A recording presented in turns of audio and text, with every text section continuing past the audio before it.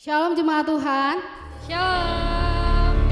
Haleluya. Dimanapun Bapak Ibu Saudara berada saat ini, baik yang di rumah, baik yang di tempat bekerja maupun yang di dalam perjalanan, selamat bergabung kembali bersama dengan kami di ibadah online GKRI Philadelphia Bekasi.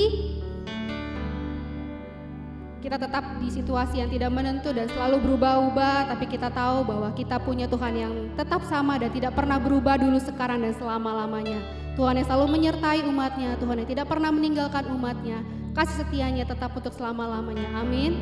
Mari kita tundukkan kepala kita.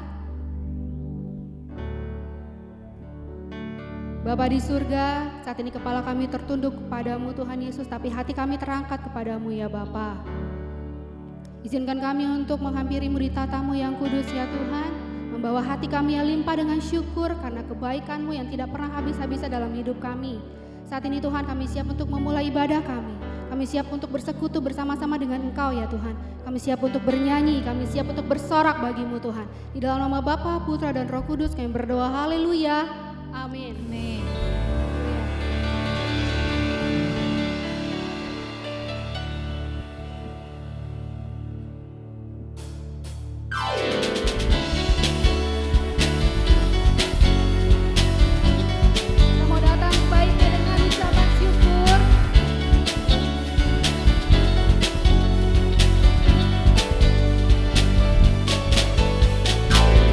Datanglah kebaikan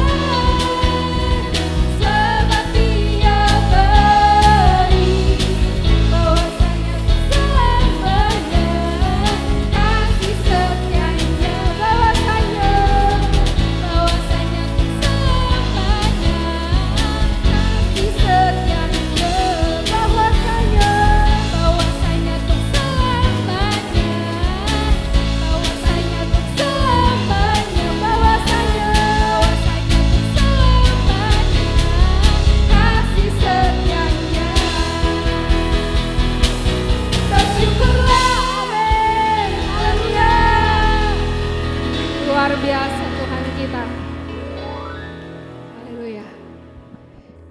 Bahwasanya untuk selama-lamanya kasih setia Tuhan. Amin Bapak Ibu Saudara. Dia Bapa kita yang setia. Dia yang tidak pernah meninggalkan kita. Dia yang selalu ada bagi kita dimanapun kita dan apapun yang kita kerjakan. Apapun keadaan kita saat itu. Tuhan selalu ada bagi kita. Saat ini kerinduan kami ya Tuhan adalah meninggikan Engkau, mengagungkan nama-Mu. Sebab kami percaya dan kami tahu Tuhan, Engkau ada di dalam kami dan kami ada di dalam Engkau. Haleluya. Izinkan kami Tuhan Yesus untuk belajar menjadi seperti-Mu, sempurna seperti-Mu ya Tuhan.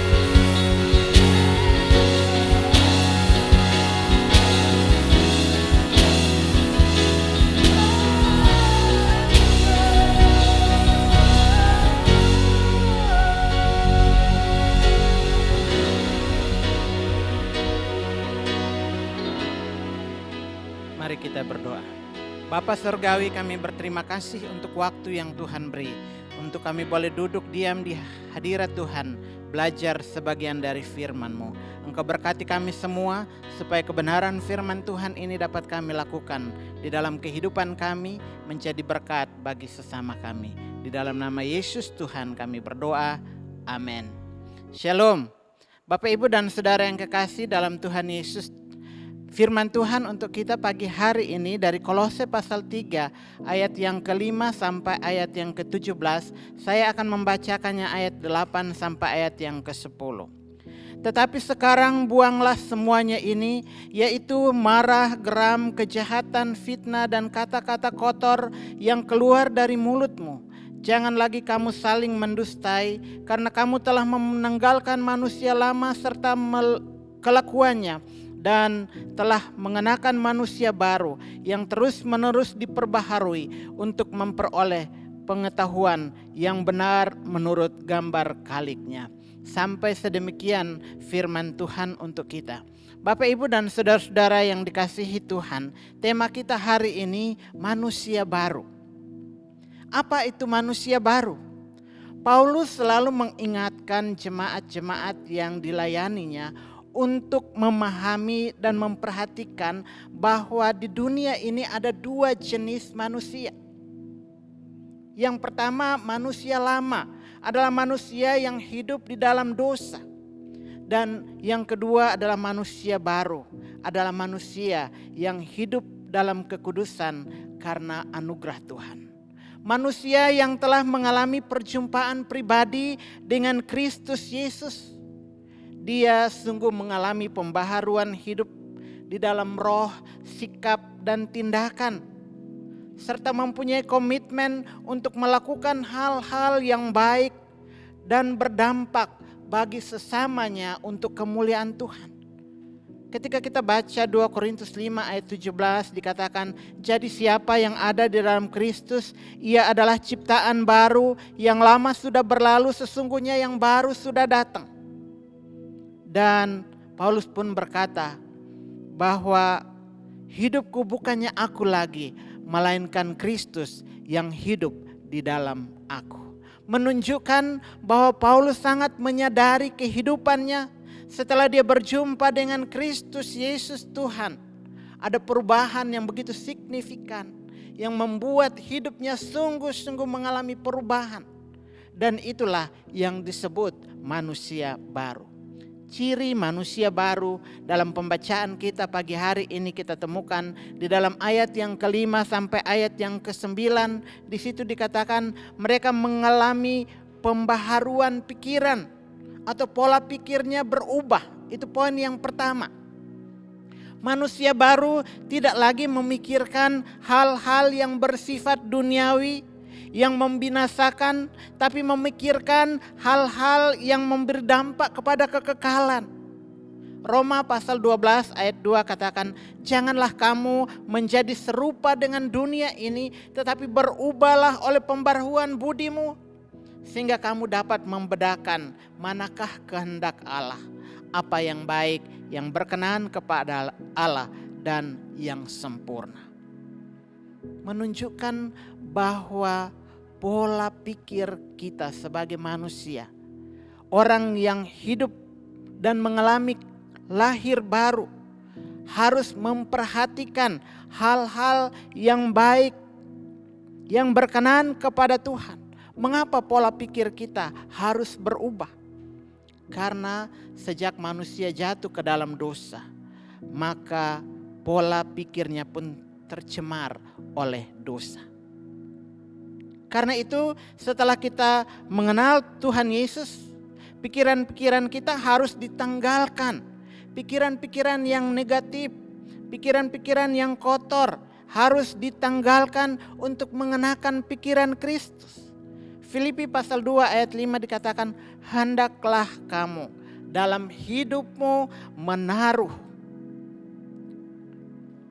perasaan, pikiran yang terdapat juga di dalam Kristus Yesus.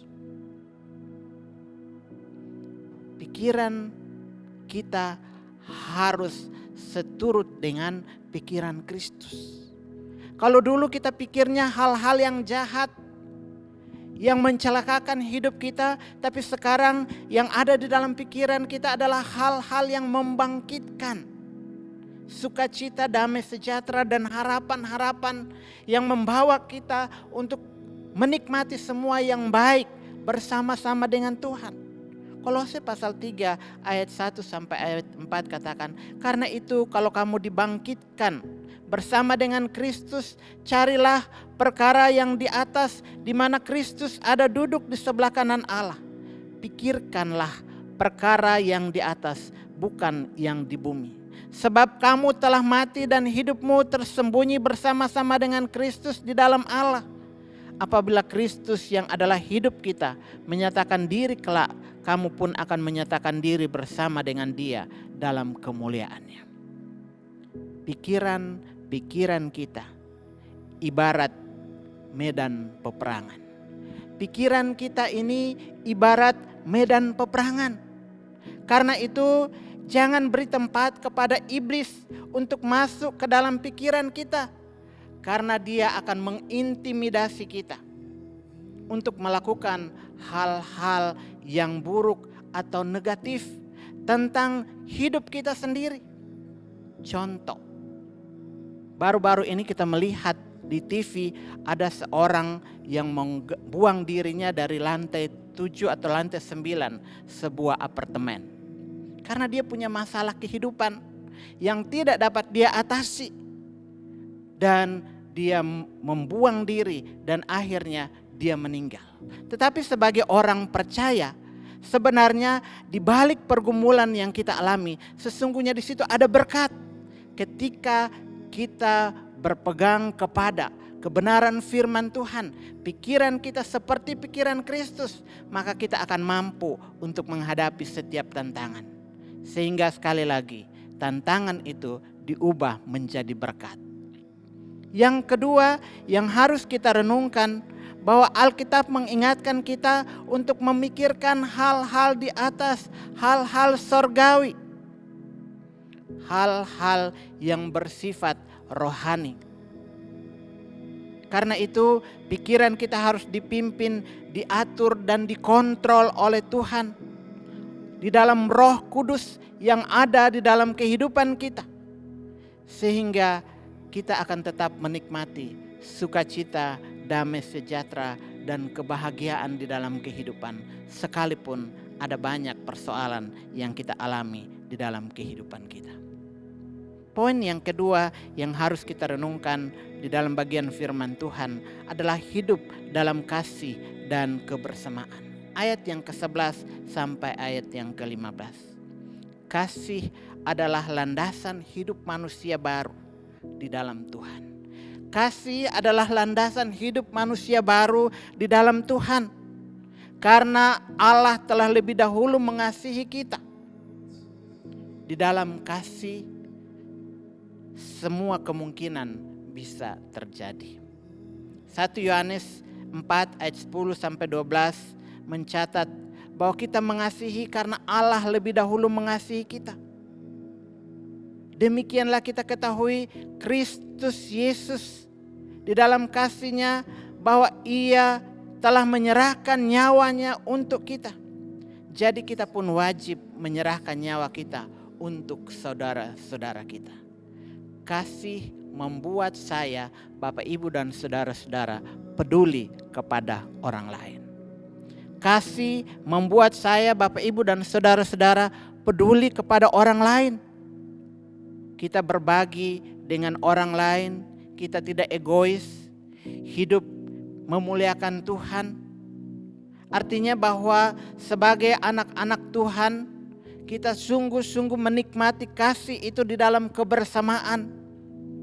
Kasih membuat hidup kita semakin serupa dengan Kristus. Karena hubungan yang terjadi begitu indah antara kita dengan Tuhan dan kita dengan sesama. Makanya dalam firman Tuhan Matius 22 ayat 37 sampai 39, hukum yang utama dan terutama adalah kasihilah Tuhan Allahmu dan kasihilah sesamamu manusia seperti dirimu sendiri. kasih adalah pengikat. Kasih adalah pengikat yang dapat mempersatukan dan menyempurnakan berbagai perbedaan untuk sesuatu yang indah. Hidup dengan penuh belas kasihan, kemurahan, kerendahan hati, kelemah lembutan, dan kesabaran, bahkan saling mengampuni. Kalau tanpa kasih, tidak mungkin saya dan Bapak Ibu saudara-saudara bisa melakukan itu. Hanya kasihlah yang memungkinkan segala sesuatu terjadi dalam kehidupan kita. Manusia baru adalah orang yang telah dikuduskan untuk melakukan pekerjaan-pekerjaan baik bagi Tuhan dan juga bagi sesama kita. Yang ketiga yang harus kita renungkan, ayat 16 dikatakan suka akan perkataan Kristus. Bapak Ibu dan saudara-saudara yang kekasih di dalam Tuhan, manusia baru adalah orang yang suka dan rindu serta haus akan suara Tuhan. Manusia baru adalah orang yang suka, rindu, dan haus akan suara Tuhan setiap waktu. Artinya ketika kita menikmati hidup yang baru, kecintaan kita kepada Tuhan semakin hari semakin bertambah. Kita punya kerinduan untuk mengenal Tuhan secara dalam di dalam kehidupan kita dengan membaca dan merenungkan firman Tuhan. Kita harus memperkatakan firman Tuhan di dalam kehidupan kita hari lepas hari untuk membangun diri kita, tetapi juga untuk membangun diri sesama kita. Roma pasal 10 ayat 8 katakan, firman itu dekat kepadamu, yakni di dalam mulutmu dan di dalam hatimu. Itulah firman yang kamu beritakan.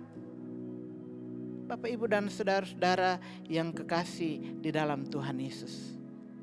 Dalam hatiku aku menyimpan janjimu, supaya aku jangan berdosa terhadap engkau.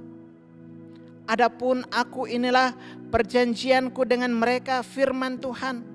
Rohku yang menghinggapi engkau dan firmanku yang kutaruh dalam mulutmu dan mulut keturunanmu dan mulut keturunan mereka. Dari sekarang sampai selama-lamanya. Menunjukkan bahwa Tuhan rindu supaya sebagai anak-anak Tuhan, orang-orang percaya yang sudah mengalami kehidupan baru di dalam Tuhan, dia tidak lagi memperkatakan hal-hal yang membinasakan, tetapi hal-hal yang menghidupkan. Karena firman Tuhan adalah firman yang penuh dengan kuasa, yang penuh dengan kekuatan untuk membawa saya, Bapak Ibu dan saudara-saudara menikmati dan menghadapi kehidupan ini dengan tetap berpegang kepada kekuatan firman Tuhan yang menjamin kehidupan kita. Firman Tuhan itu hidup. Karena itu mari kita mempraktikkan kebenaran firman Tuhan yang kita baca, kita dengar di dalam kehidupan kita hari lepas ke hari. Bahwa firman Tuhan itu sungguh berkuasa untuk menolong saya, Bapak Ibu dan saudara-saudara sekalian. Karena itu mari kita membiasakan diri untuk memperkatakan firman Tuhan di dalam kehidupan kita hari lepas ke hari. Bagian yang terakhir yang kita renungkan pada pagi hari ini, di dalam ayat yang ke-17 dikatakan selalu bersyukur. Apapun bentuk tugas dan tanggung jawab yang dilakukan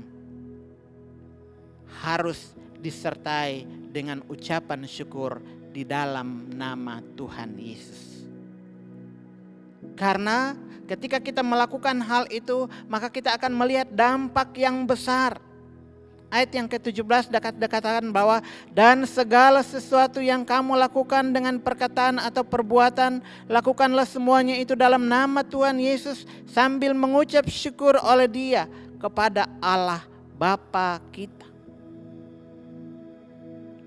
Bapak, Ibu dan saudara-saudara yang kekasih, orang yang bersyukur adalah orang yang tahu bahwa segala sesuatu datang dari Dia, oleh Dia, dan bagi Dia. Karena itu nama Yesus adalah nama yang berkuasa, yang sanggup untuk memelihara, tapi juga yang memberkati semua yang kita kerjakan. Marilah kita hidup dan mengucap syukur kepada Tuhan untuk semua yang Tuhan percayakan kepada kita di dalam tugas dan kerja panggilan kita masing-masing. Dan kita mau melandasi semuanya itu di dalam nama Tuhan Yesus. Karena hanya di dalam nama Tuhan Yesus saja apa yang kita kerjakan akan diberkati. Apa yang kita kerjakan akan berhasil. Hanya di dalam nama Tuhan Yesus saja kita akan melihat perbuatan-perbuatan Allah yang besar terjadi atas setiap usaha, tugas, dan panggilan kita. Nama Yesus adalah jawaban yang pasti bagi saya, Bapak, Ibu, dan saudara-saudara. Karena di dalamnya ada penghiburan, ada kekuatan, ada sukacita dan kemenangan yang besar yang Allah berikan kepada kita di dalam menjalankan tugas dan tanggung jawab panggilan kita. Baik di rumah, di kantor, dalam perusahaan kita, di tengah-tengah bangsa dan negara.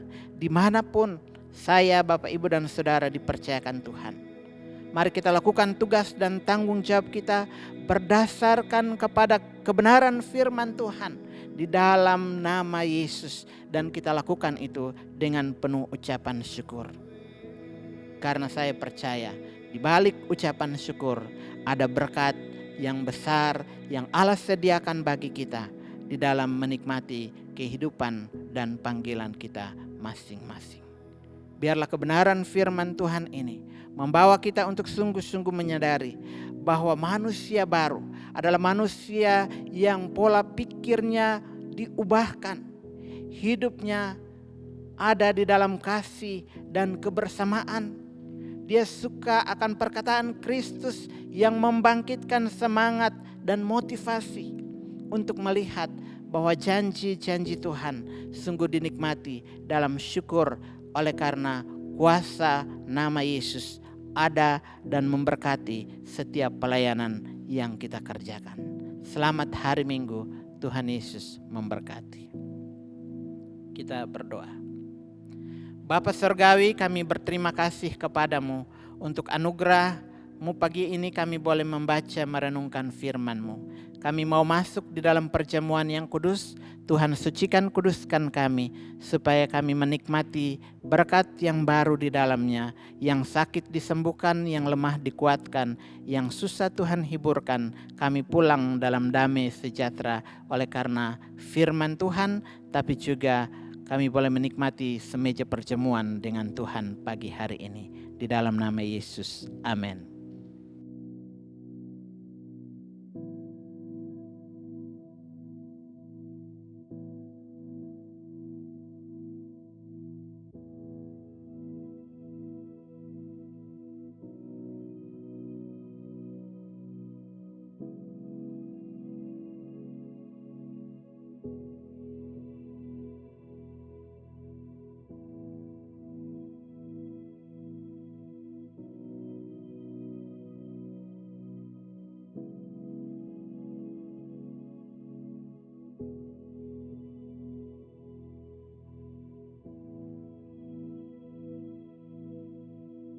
Bapak, Ibu, dan Saudara yang dikasihi Tuhan, mari kita persiapkan diri untuk masuk di dalam perjamuan.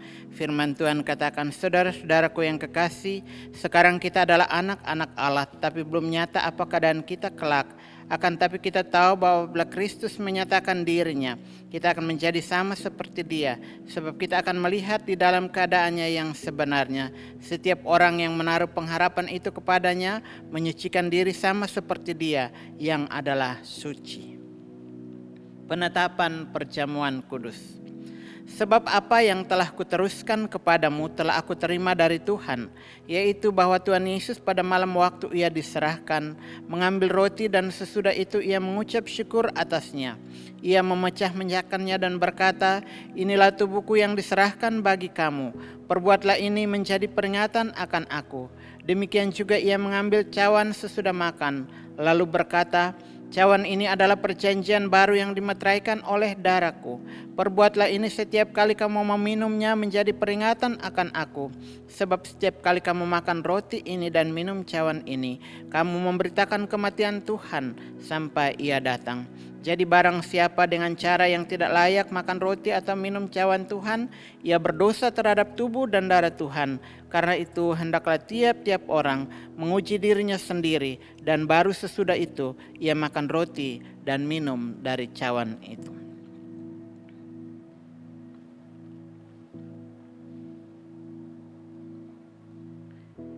Yesus berkata, "Inilah tubuhku yang diserahkan bagi kamu.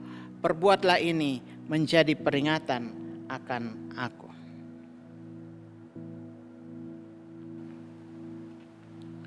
Cawan berkat ini adalah perjanjian baru yang dimeteraikan oleh darahku. Perbuatlah ini setiap kali kamu meminumnya menjadi peringatan akan aku. Mari kita bangkit berdiri bersama-sama.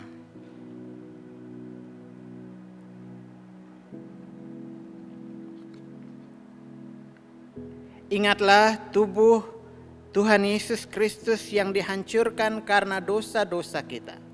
Makanlah dengan iman.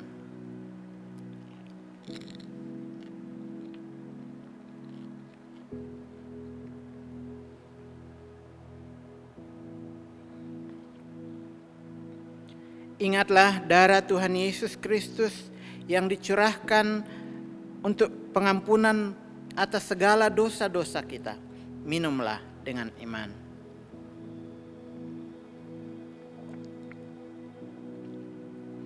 Mari kita angkat satu pujian.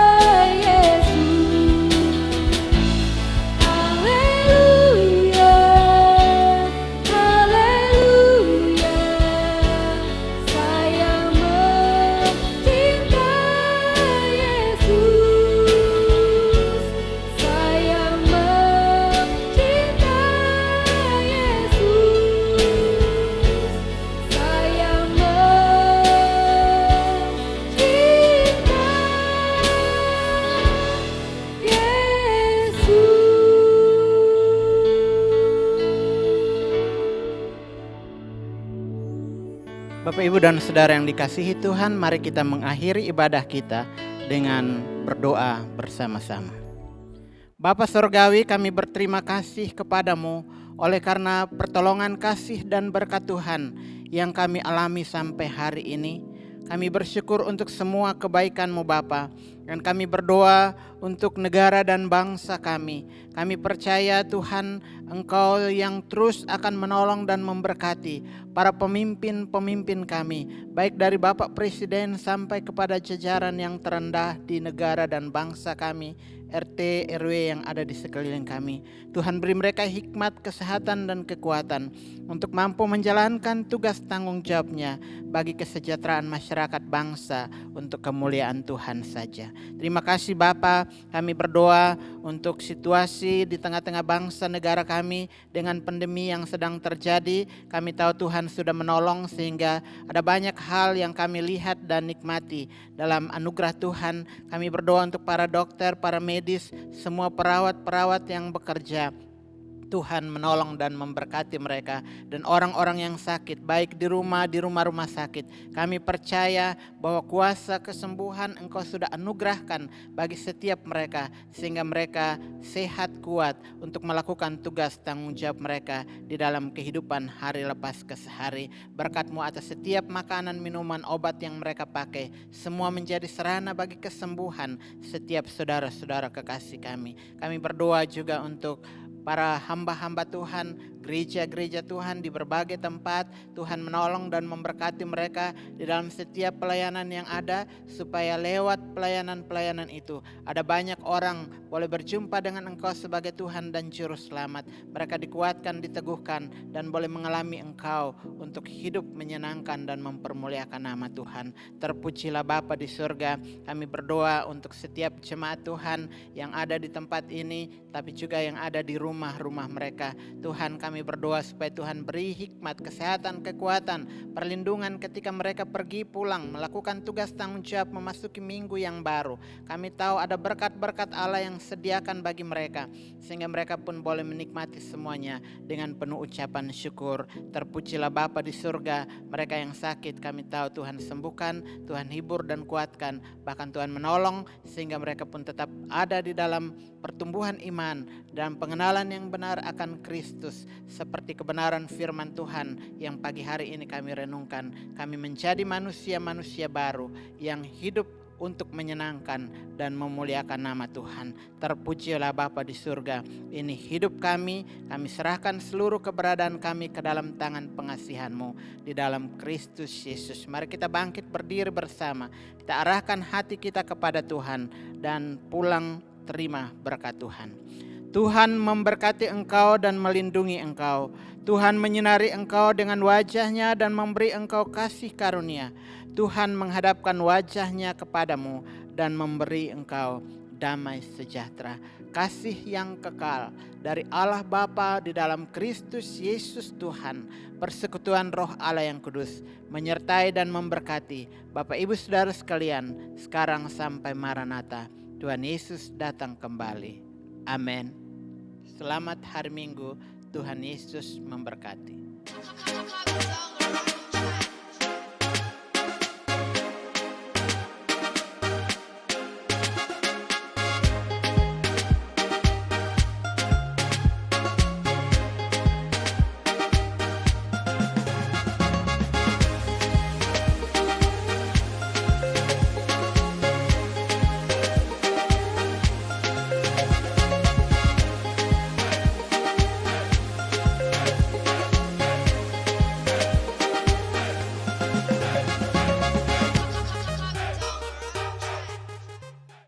Setiap kita yang percaya berkata, amin. Tuhan berkati semuanya. Lucu banget sih lo, cantik lagi. Ya biar bagus, kelihatan dari atas panggung, Putri.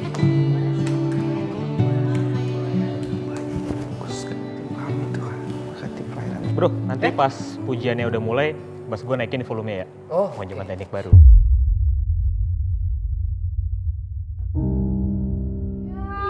Gimana dong? Kok deh kayak gini? percaya sama gue deh. Kalau hati kita udah fokusin buat Tuhan, itu gak akan ngalingin kita buat memuji menyembah Tuhan. Apa dalam nama Yesus Tuhan, segala kuasa kegelapan.